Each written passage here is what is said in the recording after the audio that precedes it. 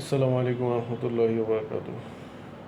প্রিয়জনের একটি কথাই মানুষের জীবনকে পরিবর্তন করে দিতে পারে। আমি আজকে একজন মানুষের উদাহরণ দিয়ে আপনাদেরকে বলবো যে একটা ঘটনা, যে একজন লোক, সে সারাটা জীবন প্রবাসে জীবনযাপন করেছে। বিয়ের আগে সে হেডফোন ব্যবহার করতো। এমন সময় ছিল যে সময় নাকি আপনার ইন্টারনেট কানেকশন ছিল না।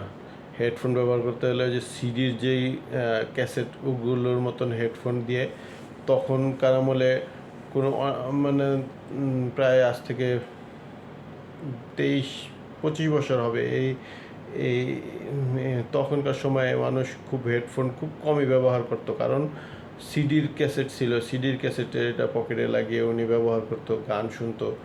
মানে দেখতো আল্লাহ রহমতে প্রিন্সের মতন চেহারা ছিল। এমনকি মানুষ যখন তাকে জন্মদিনে মানে দাওয়াত করতো, তখন সে ওখানে খেয়ে দিয়ে স্বর্ণের চেনও পর্যন্ত গিফট করতো। তো বুঝুন তাহলে ওই লোকটা কত বড় উদার হয়েছিল।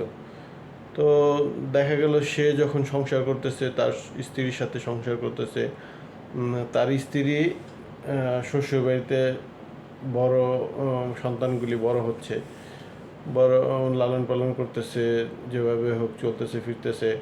তার নিজের বাড়িতে সে রাখে না, কারণবশত সে রাখে না।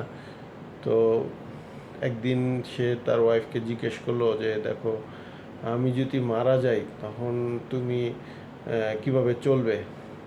তখন তার স্ত্রী বলল যে, দেখেন, আপনি যদি মারা যান তারপরে হয়তো আমার বাপের বাড়ি গিয়ে উঠতে হবে, এছাড়া তো আমার কোনো অবলম্বন নেই, ওখানে গিয়ে থাকতে হবে, যেভাবে হোক জীবনযাপন করে আমার জীবনটা চালায় নিতে হবে।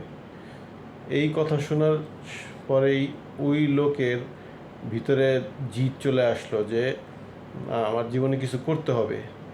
তো সে যে মানে দেখা গেছে এর আগে অনেকের পিছনে টাকা নষ্ট করতো, ভাই বোনে এই সেই বিভিন্ন জায়গায় টাকা নষ্ট করতো। যদিও ভাই বোনের পিছনে টাকা নষ্ট করা এটা খারাপ কিছু না, কিন্তু নিজে নিঃস্ব হয়ে তো টাকা পয়সা নষ্ট করাটা ঠিক না, যেটা উনি করতো। তো এরপরেই উনি টাকা পয়সা জমানোর জন্য চেষ্টা করলেন।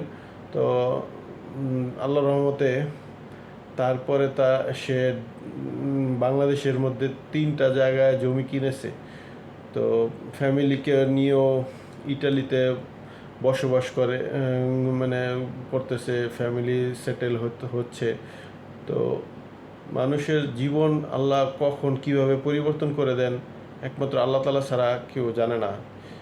এজন্য মানুষের সবসময় আল্লাহ তাআলার উপর ভরসা করা উচিত, চেষ্টা করা উচিত, নিজের ফ্যামিলিকে প্রায়োরিটি দেওয়া উচিত।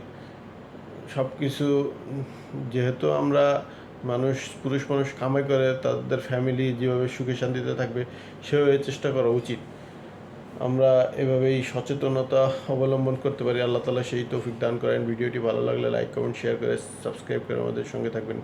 জাযাকুমুল্লাহু খাইরান ফিদ দারাইন।